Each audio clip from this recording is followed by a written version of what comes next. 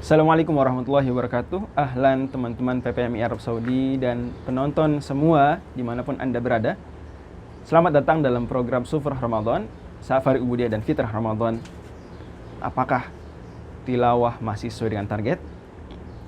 Apakah sholat tarawih Anda masih tetap rutin dijalankan? Bagaimana lisan dan pandangan kita, apakah masih terus terjaga? Semoga Ramadan kali ini terus menjadi bulan yang terberkahi, terlimpahkan taufik, dan tentu saja bulan yang produktif. Bicara tentang produktivitas adalah penting untuk memahami bahwa bulan Ramadan bagi banyak orang begitu berefek terhadap pola hidup mereka, bahkan tentu berefek lagi kepada produktivitas mereka. Banyak yang sebelum bulan Ramadan mungkin jadwal tidurnya tidak sebanyak saat di Ramadan. Banyak yang mungkin sebelum Ramadan lebih giat beraktivitas dibanding Ramadan.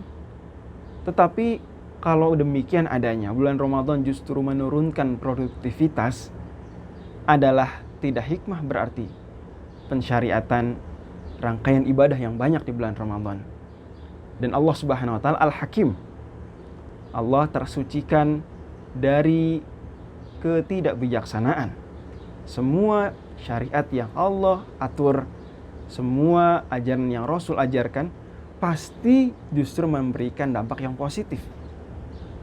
Karenanya kemudian berarti yang salah bukanlah Ramadan itu sendiri ketika dianggap mengurangi produktivitas, tapi yang salah adalah penyikapan kita, pola hidup kita, dan cara pandang kita terhadap bulan Ramadan itu.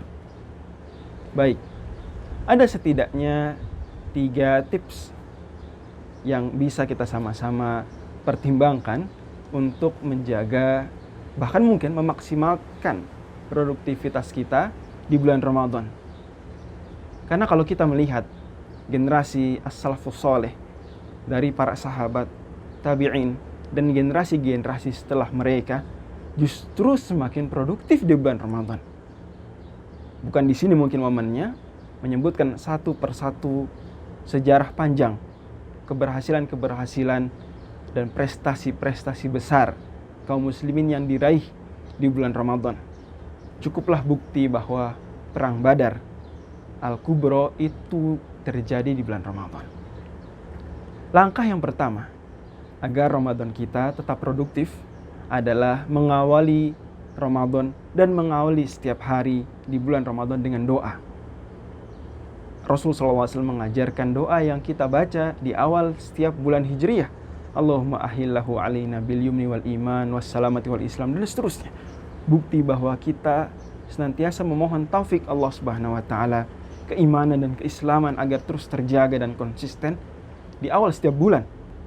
Begitu juga kita diajarkan zikir pagi, di mana dalam zikir pagi tersebut kita bisa lihat pesan-pesan produktivitas, dan kita semua tahu konsepnya la haula wala quwata illa billah.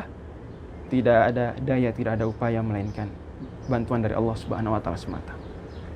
Kemudian langkah yang kedua adalah menyusun rencana dengan matang.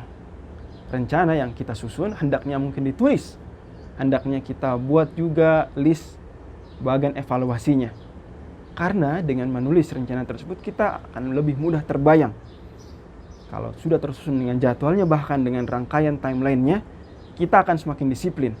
Dan andai tidak tercapai karena satu dan lain sebagainya hal, maka setidaknya kita telah memperoleh pahala niatnya. Dan beda mereka yang gagal tanpa perencanaan dan mereka yang gagal padahal sudah merencanakan. Terlebih, pepatah mengatakan, who fails to plan, plans to fail. Siapa yang gagal merencanakan sama dengan merencanakan kegagalan. Kemudian juga penting diingat bahwa langkah-langkah dan target-target yang disusun hendaknya memenuhi prinsip kebertahapan. Berbeda mereka yang sering tilawah di bulan selain Ramadan dengan mereka yang sebelum bulan Ramadan jarang tilawah, tentu target yang ditetapkan berbeda. Juga berbeda antara satu profesi dengan profesi yang lain. Berbeda antara satu wilayah mungkin dengan kulturnya dengan kultur wilayah yang berbeda. Al-Imam Al-Ghazali dalam Ihya Ulumuddin, beliau sendiri membuat beberapa contoh aurad, wirid-wirid rutinitas ibadah dan amal soleh berbeda masing-masing profesi satu dengan yang lainnya. Dan langkah yang ketiga agar kita tetap produktif di bulan Ramadan adalah memaksimalkan potensi fisik, waktu, dan juga apa yang kita miliki dari harta. Adalah penting untuk kita fahami bahwa Rasulullah SAW bersabda, ni'matani maumunun fihi makathirun minan nas, as-sihhatu wal faragh, bahwa nikmat kesehatan, nikmat waktu luang ini sering sekali dilalaikan manusia. Dan di masa-masa pandemi seperti ini kita sadar nikmat kesehatan. Kita semakin sadar juga di masa-masa lockdown nikmat waktu luang. Karenanya kemudian di saat potensi kita maksimal, contohnya setelah sahur, kita sudah beristirahat malamnya, kita sudah memenuhi hajat fisik kita terhadap makanan dan minuman, janganlah waktu setelah sahur justru dimanfaatkan untuk ibadah yang ringan seperti tidur atau aktivitas lainnya, tapi justru harus dimaksimalkan untuk ibadah-ibadah yang butuh energi, seperti misalnya tilawatul Quran, seperti misalnya mungkin mengerjakan tugas kuliah atau aktivitas lainnya, karena justru itulah masa-masa awal. Demikian barangkali yang bisa saya sampaikan pada pembahasan kali ini. Semoga menjadi ilmu yang bermanfaat dan amal yang soleh. Assalamualaikum warahmatullahi wabarakatuh.